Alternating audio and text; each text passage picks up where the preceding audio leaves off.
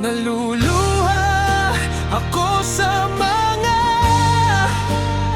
bagay na hindi mo kayang ipahayag kahit sa salita man lang na mahal mo rin ako.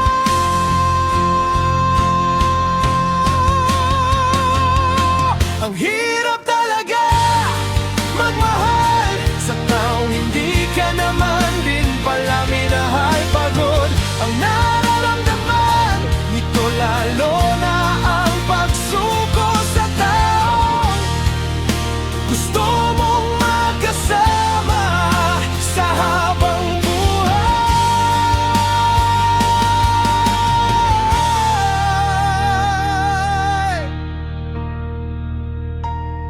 Gusto kong kalimutan ka na, pero paano kung lagi kang nasa utak ko?